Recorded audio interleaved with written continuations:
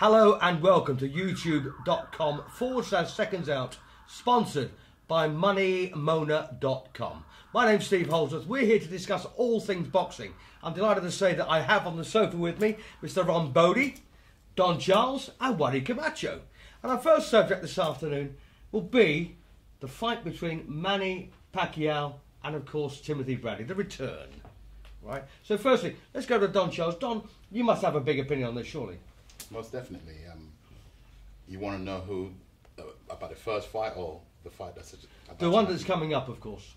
My prediction is Manny Pacquiao all day long. Really, that's very interesting because Pacquiao comes at a 4-9 on favourite, despite the fact that Bradley's beaten him once before. Well, or did he beat him the first time? I don't believe he did. Well, that's interesting. A lot of people said that. How he got that decision, only God knows. Wally? Yeah, I still think Manny Pacquiao would do the business. I think this time round he's learned. You know, he's took the thing what happened in the first fight. You know, he's took that on board, and now he's just going to come better. Ron? Well, Manny Pacquiao at the top of his game would certainly win. He's not at the top of his game. I don't think it's in him anymore. I think he's lost that little bit of spark. He needs pace to get to Bradley. I don't think the pace is in him to get to Bradley. You know, the funny thing, you've actually just said what I was thinking. I read your notes. Oh, well. But no, I personally feel, I mean, not that anyone wants my opinion, but if they do, I'll give it to you anyway. I personally feel that Pacquiao has been at the top of his game. He's now on the way down. And of course, it all depends, doesn't it, Ron, in boxing, and as you all know, it all depends when you get someone. And possibly Bradley got him on the way down before. I don't know whether he can make that improvement. But if you could look at the last fight, I was struggling to give Bradley a round. Interesting. So I don't think Pacquiao would have deteriorated in that space of time. That's where I'm making my predictions based on that.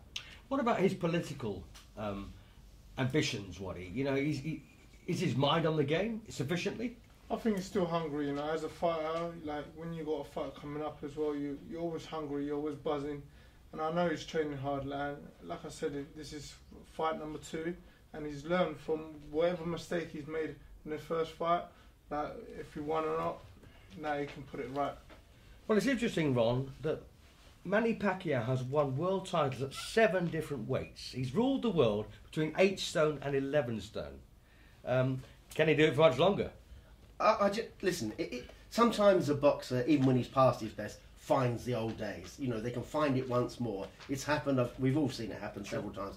I just don't think he can. I think that the politics, I think that his way of life now, also all of those years of training, I think they've taken their toll. And when you saw him against Rios, and Rios was basically a walking target, there was no spark there. Sure. I mean, it was an easy contest for him. There was no spark, and he'll need spark against Bradley. Well, he's had an awful lot of fights. Exactly. You know, he's been around the block, and you just got to wonder, at 35 years of age, at what point does he fall over the top?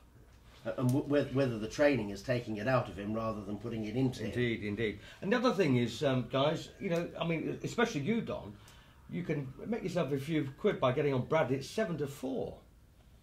Yeah, I mean, I'm not a gambling man, but if I was to gamble a pound, I will always put it on Pacquiao. Is it a reasonable question for all three of you that Timothy Bradley has been one of those fighters that's kind of ducked under the radar for some time, and then all of a sudden, bang, he was there? Well, the fighter, let his fighter talk. It's one of them things, you know, sometimes you have to stay under, you know, when the opportunity comes there, you rise up and you take whatever's in front of you, really, you know, and that's time to shine.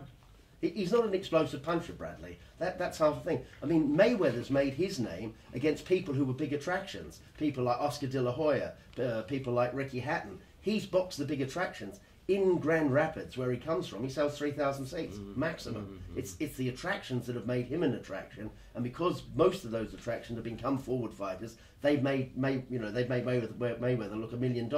Where somebody like Timothy Bradley, somebody like Sean Porter, you know, they're boxers, they're clever. And it's not until they get the opportunities. Mayweather's had the opportunities. These guys need the opportunities of people coming at them to show their skills. Absolutely. Very interesting. Absolutely. Right, before we wrap this one up, I'd just like to say then, on a straw poll, you're a Bradley man. Yeah, definitely. You're a Bradley man, and you're a Pacquiao man. Absolutely. Right, well, I've got no opinion whatsoever, simply because every time I make a prediction, it's 100% wrong. So if you want to win anything, I'm the man you should follow and go against me.